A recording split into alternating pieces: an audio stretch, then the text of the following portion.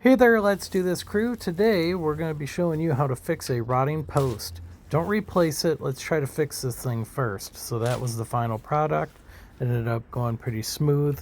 You want to remove all the dirt from around the post. And before you say, well, you replaced the post. Well, look how expensive they are, $51. And then you need your anchor. You need to get all the way to concrete.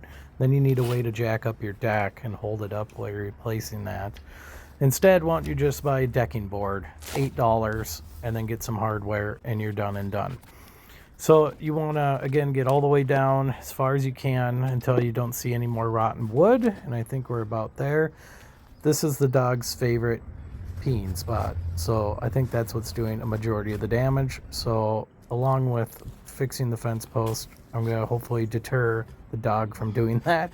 You want to get your putty knife here. You want to scrape off as much as you can of the soft stuff, the rotten wood, any dirt, anything like that. I'm going to be getting a brush attachment onto my drill and doing the finishing bit with that before I put on some wood hardener. Because you want to protect the wood, you want to harden it up so when you do cover it, it's not going to damage the wood underneath. This brush attachment's really nice. I bought a set of 5 of these. I use them all the time. I can't believe I haven't had them before. You find all kinds of reasons to use these things. But yeah, clean it up. You want to get all that dirt off there because when you put your wood hardener on there, you don't want it to be hardening all the dirt and stuff to the side of that sand. It's a 3-hour dry time on that, so make sure to give yourself enough time in the day. You don't want to rush the hardening because once you cover it up, if it stays moist, you don't know if it's going to cure properly. So do it right, do it once, and then you don't have to worry about it. So do you see the difference between the top half that's exposed and the bottom half? Well, it's not really half, the bottom eighth. So chunk out whatever you can, all that rotten stuff. It's not adding to the structure and the integrity of the post. So I just assume chip off what I can, scrape off all the soft stuff, and then once you can't scrape any off anymore, then go ahead and put on your wood hardener. So there we go. I've been using this Varathane wood hardener for years now. I really like it. It's a good product. It doesn't spread too far. Like one can doesn't do a very much. And it dries pretty fast on the brush, so you want to get it on quick. Yeah, I should have something to dip that brush in, but I didn't think about it, and I'm too lazy to go inside. So I just find it easy just to pour it on the brush and put it on. So I go down pretty far into the rotten stuff. I mean, you don't have to harden the whole thing. You just want to harden kind of where it's getting soft. Add to the integrity of your post. When I look at the options of replacing the posts, it just looked like a lot of work and more than a day project. And this is something that I came across, and I really am hoping it's going to do the trick. I'll give updates years to come. And that's the thing, you know it's going to last a few more years. The way it was, every time I went outside and looked at this, I'm like, oh boy, I better get that done. So it's one of those projects that I've been kind of not doing on purpose.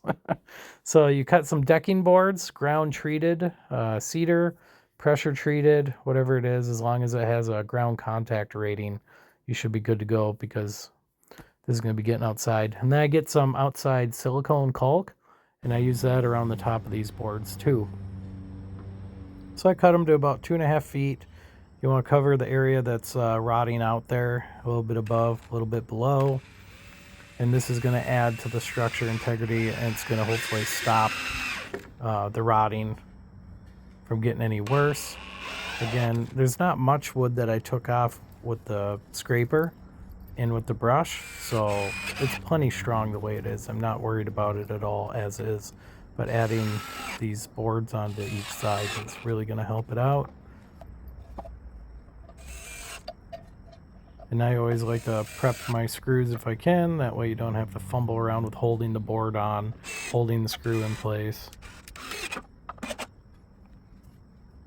there's a little bit of a gap because these are 6-inch boards and I'm putting it on a 6-inch post.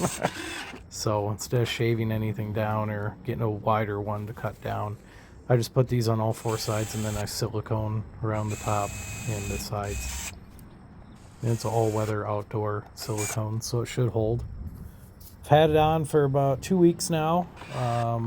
Yeah, seems to be doing great. I don't know, not much is going to happen in 2 weeks, but silicone's holding. When I spray the sod that I put down with the hose, it all just runs right off. So pretty confident that this is going to be a long-term fix here. So put on some silicone. The gap gets a little big towards the bottom, but I'm able to put my finger in there and drag it all the way down.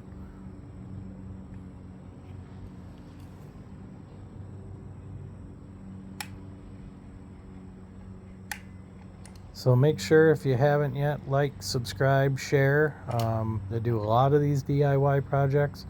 I don't like parting with my hard-earned money. I don't like calling in a lot of professionals, but I make sure I know what I'm doing. I'm not going to bite off more than I can chew. Usually, the motivation for me is getting quotes and seeing how high they are, and then figuring out how to do it myself. I mean, I'm married, have 2 kids, 2 dogs, 2 cats. I'm busy too, but I can find time to save a few $100s here and there. In some cases, a few thousand for sure. So I go ahead and put 2 more screws in there, so I have 6 in each board. I fill it back in, get my yard rake, pull it all in there, and then I went and got some sod, and I actually sod around the base just to clean it up, make it a little nicer instead of putting seed down. A roll of sod was $5, so it's just quicker to do that. But yeah, there it is, all finished.